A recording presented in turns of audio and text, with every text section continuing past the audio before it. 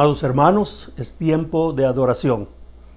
Dice la palabra en el Salmo 100, 1 al 5, que usamos como llamamiento a la adoración. Aclamen alegres al Señor, habitantes de toda la tierra. Adoren al Señor con regocijo. Preséntense ante Él con cánticos de júbilo. Reconozcan que el Señor es Dios. Él nos hizo y somos suyos. Somos su pueblo, ovejas de su prado. Entren por sus puertas con acción de gracias. Vengan a sus atrios con himnos de alabanza. Denle gracias. Alaben su nombre. Porque el Señor es bueno y su gran amor es eterno. Su fidelidad permanece para siempre. Amén. Como respuesta a esa gracia de Dios, en adoración por lo que Él es y por gratitud, con mucha gratitud por lo que Él hace, cantemos el himno Que mi vida entera esté consagrada a ti, Señor.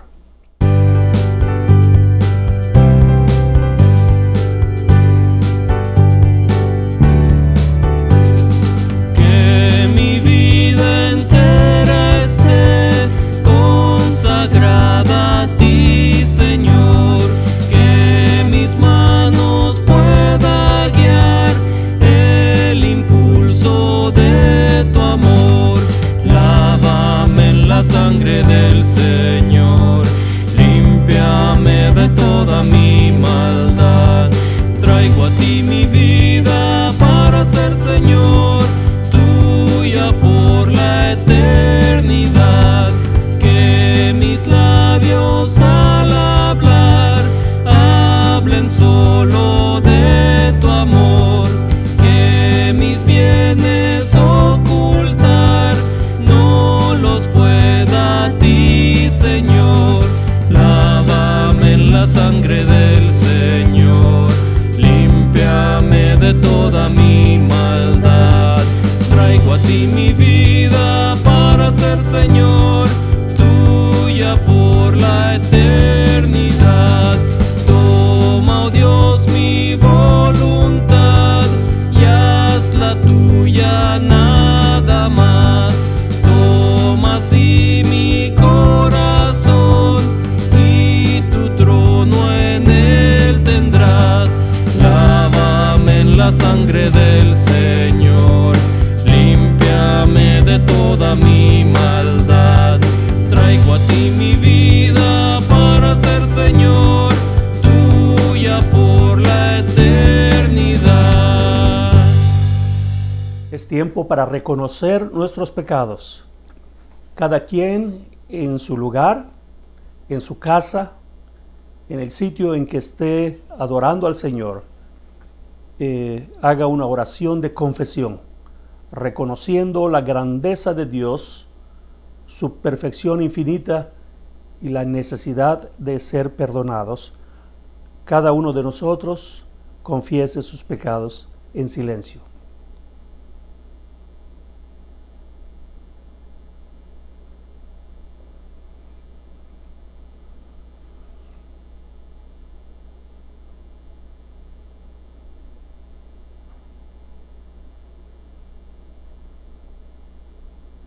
Señor y Padre, te rogamos tu perdón por nuestros pecados. Te rogamos que podamos entender cada día más la necesidad de tener una relación creciente contigo.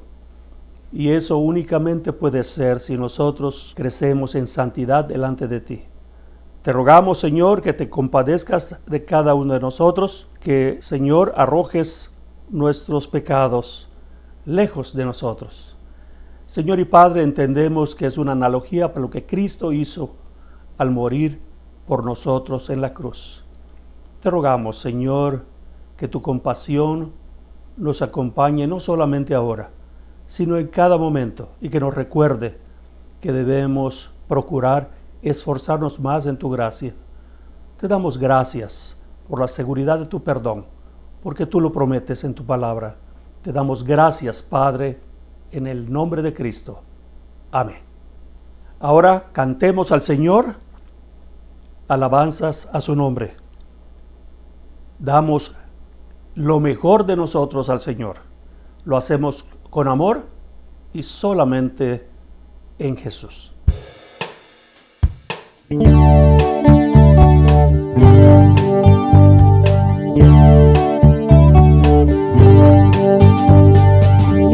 Traemos hoy ante tu altar nuestras coronas.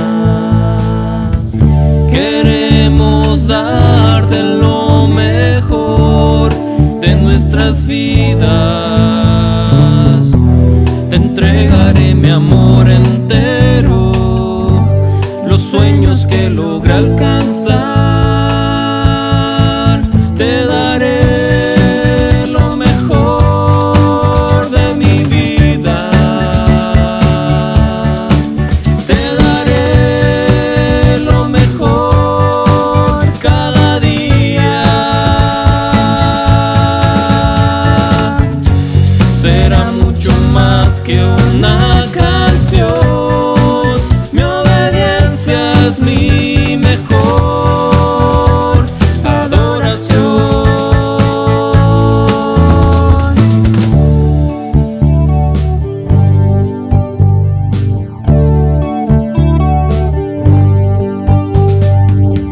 Traemos hoy ante tu altar nuestras coronas. Queremos darte lo mejor de nuestras vidas. Daremos solo las primicias, pues tú mereces lo mejor. Te daré lo mejor de mi vida. Te daré lo mejor cada día. Será mucho más que una canción. Mi obediencia es mi mejor adoración. Te daré lo mejor de mi vida. Te daré lo mejor cada día. Será mucho más que una canción. Mi obediencia es mi mejor adoración. Te daré lo mejor de mí. Te daré lo mejor de mí. Te daré lo mejor de mí. Te daré lo mejor.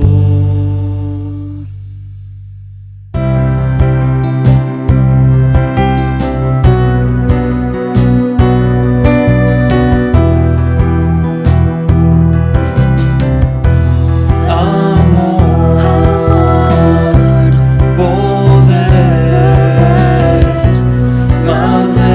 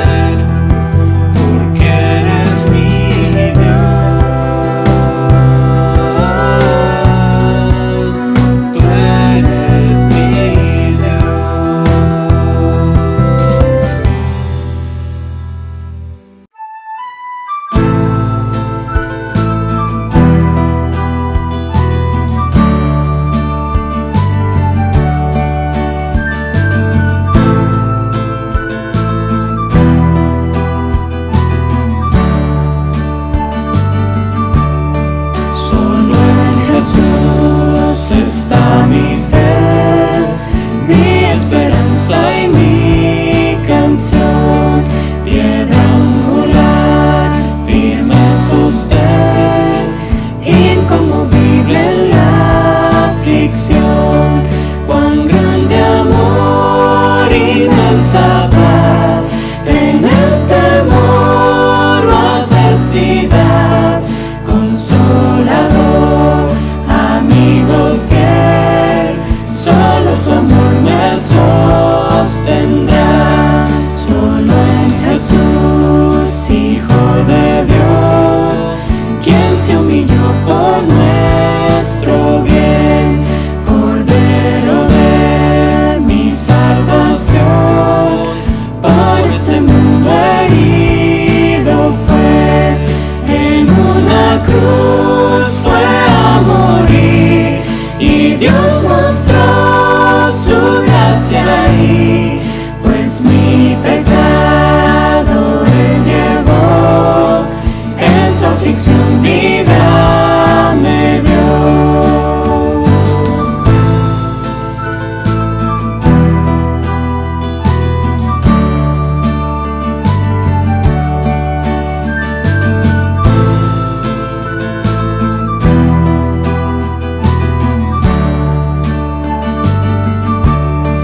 En un sepulcro reposó el cuerpo inerte del Señor, mas el tercer día llegó, resucitó en gloriosa luz, y al triunfar sobre el mal, perdió el pecado potestad. Del suyo soy, el mío es, pues con su sangre Él me compró. Desde el nacer hasta el morir, sé el poder de Cristo en mí. No temeré, seguro estoy, mi vida yo a Él le doy. Ningún poder, ningún afán de Él me arrebatarán, hasta que Él venga otra vez, solo su amor me sostendrá.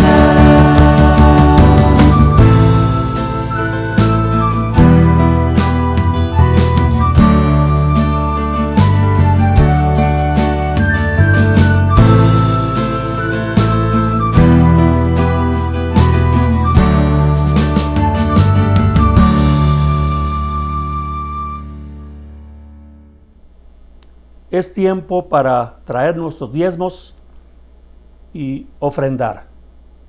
Dice la palabra de Dios en Proverbios 11: unos dan a manos llenas y reciben más de lo que dan. Otros ni sus deudas pagan y acaban en la miseria. El que es generoso prospera, el que reanima será reanimado. Amén.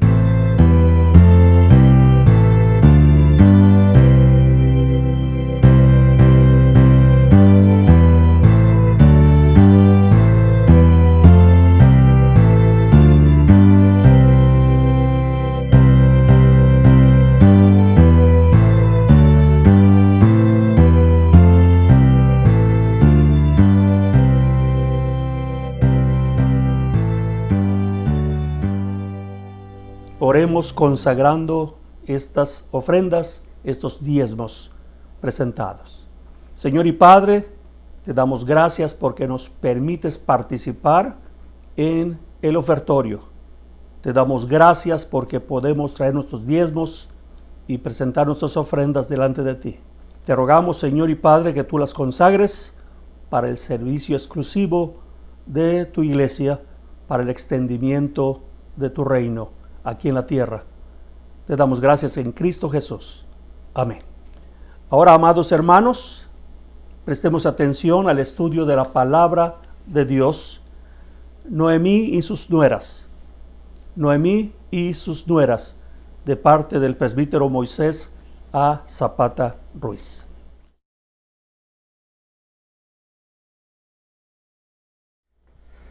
Mis hermanos, es un privilegio poder estudiar con ustedes la palabra de Dios. Antes de leerla, vamos a orar a nuestro Señor, que Él nos dirija, que Él nos ilumine, que Él nos muestre qué es lo que debemos aprender hoy. Oremos. Padre Santo, una vez más nos acercamos a ti con gozo y con gusto, porque eres un Dios misericordioso, un Dios clemente, un Dios lleno de gracia para tu pueblo, un Dios lleno de amor hacia nosotros. Te rogamos, Señor, que ahora que vamos a estudiar tu palabra, una vez más tu Espíritu nos enseñe. Necesitamos conocerte más, necesitamos amarte más. Ayúdanos, Señor, en nuestra debilidad. Gracias, Señor. Bendice a tu pueblo en nombre de Cristo Jesús. Amén. Dice el libro de Ruth, que es el pasaje que nos corresponde hoy, en el capítulo 1. Aconteció en los días que gobernaban los jueces, que hubo hambre en la tierra, y un varón de Belén de Judá fue a morar en los campos de Moab, él y su mujer y 2 hijos suyos. El nombre de aquel varón era Elimelech, y el de su mujer Noemí, y los nombres de sus hijos eran Mahalón y Kelión, efrateos de Belén de Judá. Llegaron pues a los campos de Moab y se quedaron allí.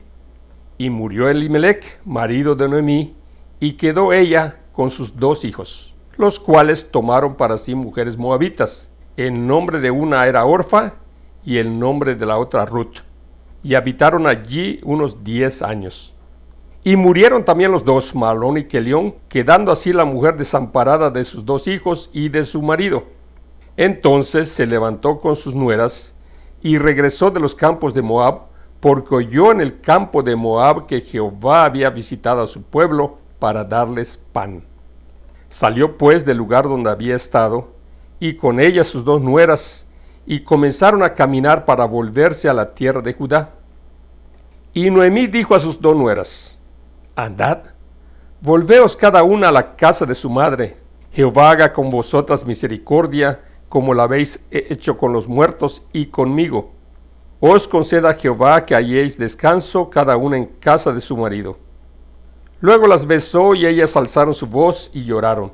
Y le dijeron: Ciertamente nosotras iremos contigo a tu pueblo. Y Noemí respondió: Volveos, hijas mías, ¿para qué habéis de ir conmigo? ¿Tengo yo más hijos en el vientre que puedan ser vuestros maridos? Volveos, hijas mías, e idos, porque yo ya soy vieja para tener marido, y aunque dijese, esperanza tengo y esta noche estuviese con marido y aún diese a luz hijos, ¿habíais vosotras de esperarlos hasta que fuesen grandes? ¿Habíais de quedaros sin casar por amor a ellos? No, hijas mías, que mayor amargura tengo yo que vosotras, pues la mano de Jehová ha salido contra mí. Y ellas alzaron otra vez su voz y lloraron. Y Orfa besó a su suegra, mas Ruth se quedó con ella. A todos nos gustan las historias de amor, especialmente cuando tienen un final feliz. La historia de Ruth es una historia de amor. Ahora bien, si nos vamos con la finta, vamos a poner a Ruth y a Booz como los héroes de la historia, cuando realmente el verdadero héroe es Jehová de los ejércitos, quien a través de una mala decisión de Elimelech trajo a Ruth, una moabita, a ser parte del pueblo de Dios.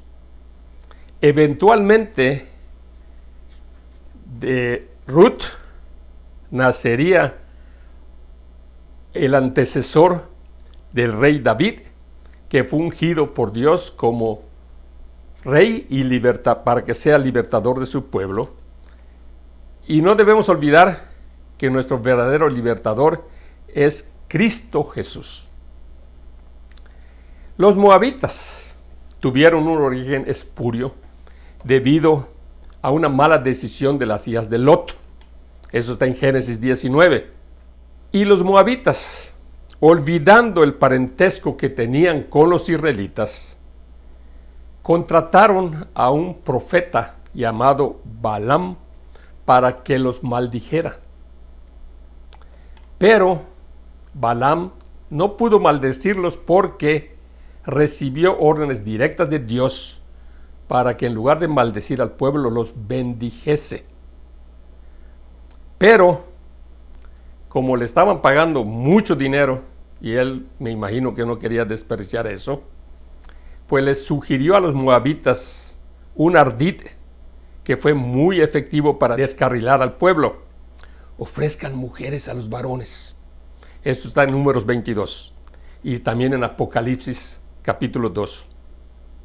Como consecuencia de estas cosas, Dios le prohíbe al pueblo de Israel emparentar con los moabitas.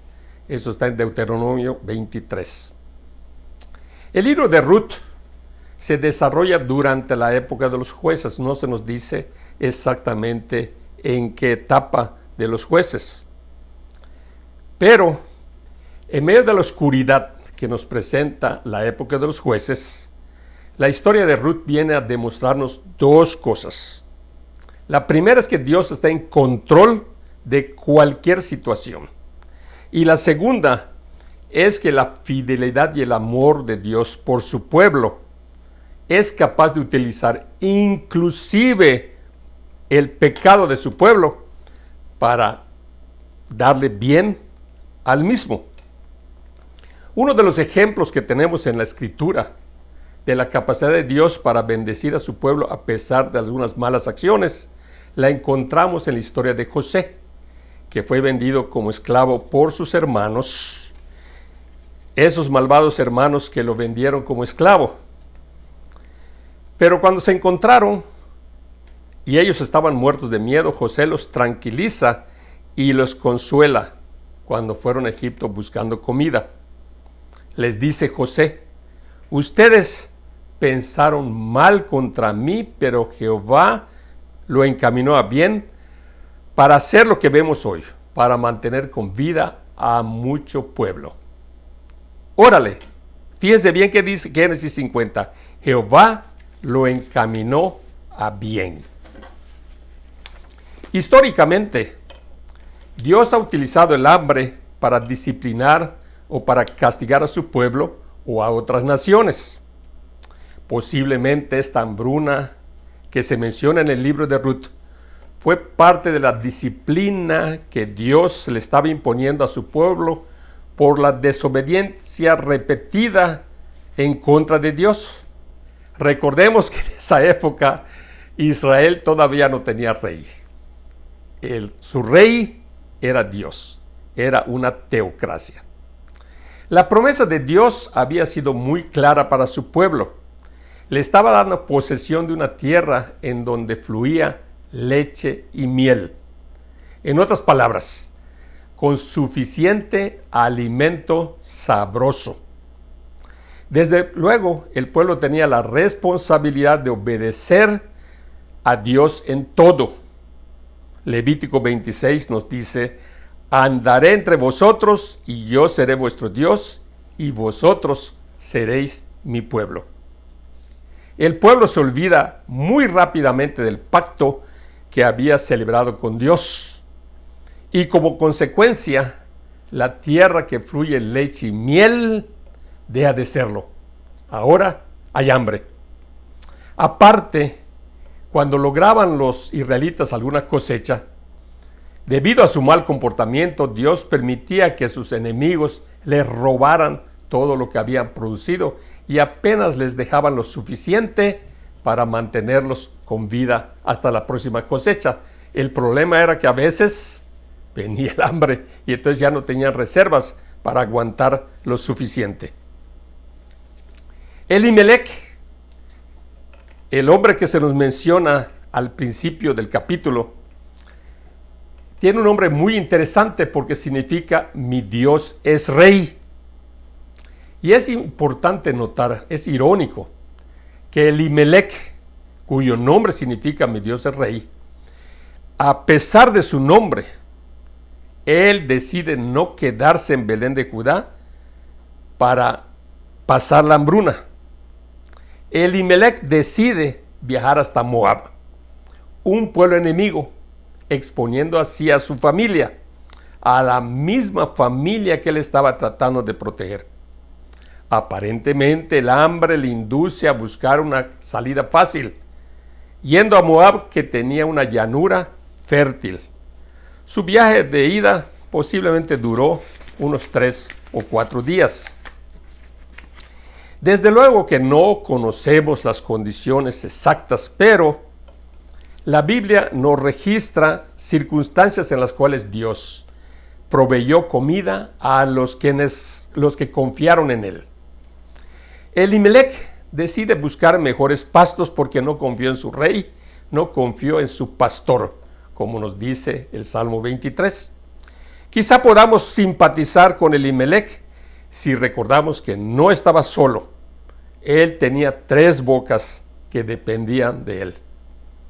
Posiblemente en su angustia de dar de comer a su familia, Elimelec olvida que él, como padre de familia, debía modelar la confianza en el Dios de Israel, el Dios del pacto, que jamás rompe sus promesas. Quizá como una consecuencia de su falta de fe y de su desobediencia, Elimelec murió, dejando desamparada a esta familia que intentaba proteger. ¡Qué calamidad! Nadie sabe cuándo será su última respiración. Y aquí cabe que cada uno de nosotros nos preguntemos, ¿soy Elimelec? Los 2 hijos que emprendieron el viaje con él tenían unos nombres bastante curiosos. Uno era Malón, otro era Quelión. Malón quiere decir débil o enfermo, y Quelión quiere decir desperdicio o decaimiento.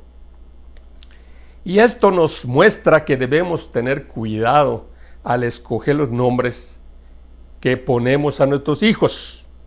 Procuremos ponerles nombres que les inspiren a ser mejores, que les inspiren a emular a sus tocayos. Lo mejor sería ponerles nombres bíblicos del Antiguo o del Nuevo Testamento. Hay muchos para escoger. Hijos al fin, pues tienen que viajar con sus padres.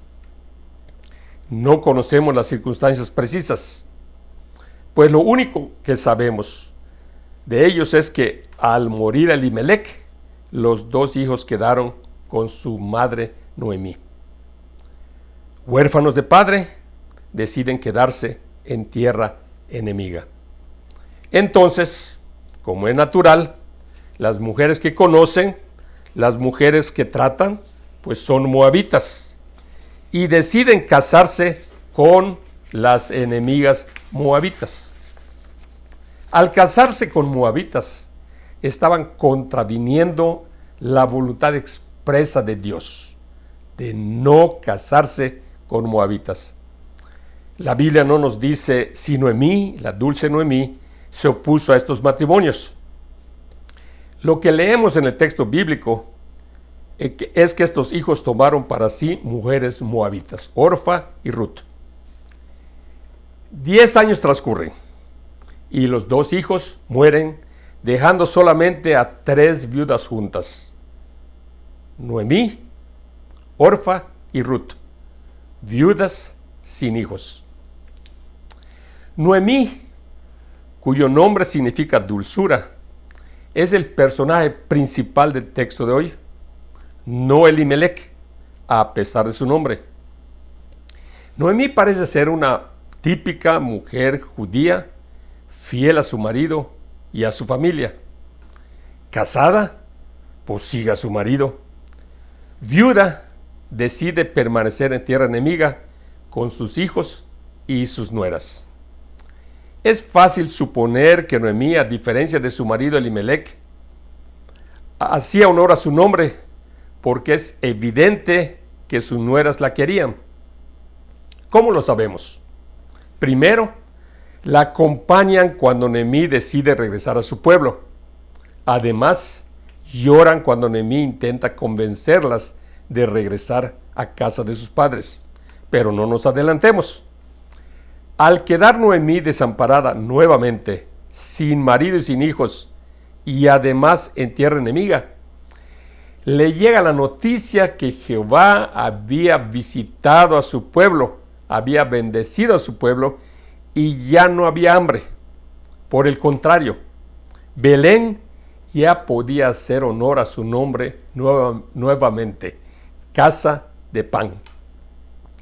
La dulce Noemí decide que el tiempo pasado en Moab era suficiente, decide regresar a su tierra, a Belén de Judá, a refugiarse como viuda sin hijos.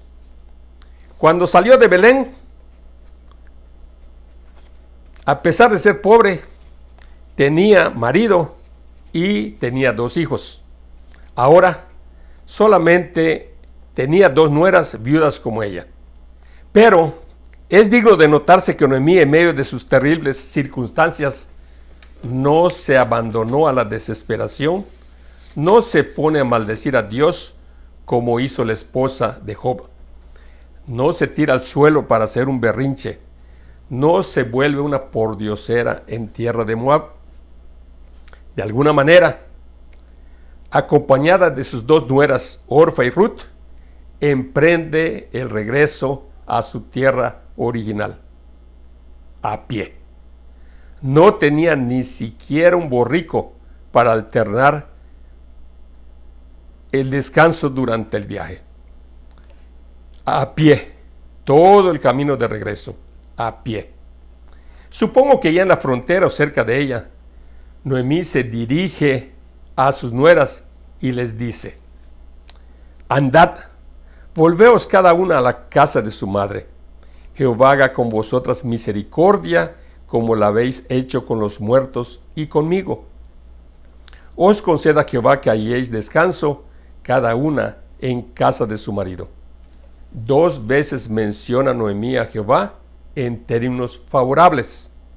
De acá entendemos que Noemí no estaba enfadada con Dios. Noemí les recomienda a sus nueras Orfa y Ruth que regresen a la casa de su niñez, a un lugar seguro para ellas. Recordemos que en esta época una mujer sola era presa fácil de muchos abusos. Además, Noemí reconoce la misericordia que sus nueras habían tenido con sus hijos y con ella misma. Ojo, suegritas, algo que aprender acá. Por último, habla del matrimonio como un lugar de descanso. Quizá el calor la hacía delirar, pero no creo. Noemí pensaba que a pesar de lo duro del trabajo de una ama de casa, para la mujer era un descanso contar con marido. Si lo sabría ella, que ya había pasado más de 10 años sin marido, siendo viuda. Noemí las besa, lloran juntas, y las nueras Orfa y Ruth le responden: ciertamente iremos contigo hasta tu pueblo. Acá podemos atrevernos a pensar que la relación de Noemí con sus nueras era más profunda que lo usual. No era una relación de cortesía solamente, sino una relación de afecto filial, amor fileo. Además, la mención de Jehová que hizo Noemí a las 2 moabitas nos lleva a pensar que ambas ya habían aceptado al Dios de Israel como su Dios, debido al testimonio de Elimelech, de Noemí, de Malón y de Kelión, aunque nada de esto se nos menciona en el texto. Por eso las nueras le respondieron: ciertamente iremos contigo hasta tu pueblo. Ahora bien, Noemí está determinada a asegurar, en lo posible, el futuro de sus nueras, Orfa y Ruth. Cuando las 2 le dicen que están dispuestas a cruzar la frontera con tal de acompañarla a pesar de su viudez, Noemí insiste: volveos, hijas mías, ¿para qué habéis de venir conmigo? ¿Tengo yo más hijos en el vientre que puedan ser vuestros maridos? Volveos, hijas mías e idos, porque yo ya soy vieja para tener marido. Noemí se está refiriendo al matrimonio de levirato, que en otra ocasión se explicará. Noemí sigue: no, hijas mías, que mayor amargura tengo yo que vosotras, pues la mano de Jehová ha salido contra mí. Noemí levanta un argumento difícil de contradecir, más bien imposible. Ya no está en edad de engendrar. Su época fértil pertenece al pasado. Si calculamos que Noemí se casó a los 20 y los hijos se casaron a los 25, ya tenemos una Noemí de 45. Más unos 10 años de vida de casados de los dos hijos nos da una Noemí de 55 años. ¿Cómo ven? En verdad que su época fértil pertenecía al pasado. Por eso Noemí sabía que el matrimonio de levirato ya no podía utilizarse. Orfa, cuyo nombre significa dura de cerviz, quizá ya había aceptado el ritual judío. Tal como apuntamos antes, no sabemos con certeza, pero al escuchar los contundentes razonamientos de su querida suegra Noemí, decide renunciar a su suegra, decide renunciar al Dios de Israel y decide volverse a casa de sus padres, a su nación idólatra. Y ellas, Orfa y Ruth, alzaron otra vez su voz y lloraron. Y Orfa besó a su suegra, evidentemente con un beso de despedida. Ruth, que significa compañera, quizá también había aceptado el ritual judío, no sabemos. Pero Ruth decide ser leal a su suegra y al Dios de Israel. Ruth también escuchó la argumentación de su suegra Noemí. Ruth también sintió la preocupación de Noemí por su futuro. Pero, a diferencia de Orfa, Ruth decide quedarse con Noemí. Así comienza esta tremenda historia de amor. La historia de Ruth, que culminará en los siguientes domingos. Como apuntamos al principio, si nosotros nos vamos con la finta, vamos a pensar que los héroes de la historia son Ruth y Booz, cuando realmente la historia que se nos presenta en el libro de Ruth es la historia de la fidelidad de Dios para con su pueblo. Fidelidad de Dios que culmina con el nacimiento de nuestro Salvador, Cristo Jesús, quien vino para redimirnos. Y Jesús es nuestro verdadero libertador, como apuntamos 1 o 2 semanas anteriores y que podemos encontrar muy explícitamente en el libro de los Hebreos. Vamos a acercarnos a Él, pues, para que confiemos en Él y entreguemos nuestra vida a Él. Hermano, si eres cristiano, recuerda la fidelidad de Dios. Recuerda que Dios te ama de tal manera que Dios entregó a su Hijo por nosotros. Y si estás escuchando la historia de Ruth, pero no eres cristiano todavía, te recomiendo que no te pierdas esta historia hasta llegar al final. Y te recomiendo que hoy mismo le pidas a Dios que venga a tu corazón. Vamos a orar. Padre nuestro, te damos gracias por esta historia tan linda que tú nos dejaste en tu palabra, en tu autorrevelación. Te rogamos que nosotros al meditar en ella podamos encontrarte no solamente de cuando en cuando, pero que siempre en el trasfondo estemos notando tu gracia, estemos notando tu misericordia. Te rogamos, Señor, que todos nosotros crezcamos en fe delante de ti, que cada uno de nosotros esté más dispuesto a obedecerte, no por compromiso humano, sino porque el amor que tú has mostrado hacia nosotros, en cierto sentido, nos obligue a amarte a ti también, en nombre de Cristo Jesús. Amén. El Dios de paz que resucitó de los muertos a nuestro Señor Jesucristo, el gran pastor de las ovejas por la sangre del pacto eterno, os haga aptos en toda obra buena para que hagáis su voluntad, haciendo Él en vosotros lo que es agradable delante de Él por Jesucristo, al cual sea la gloria por los siglos de los siglos. Amén.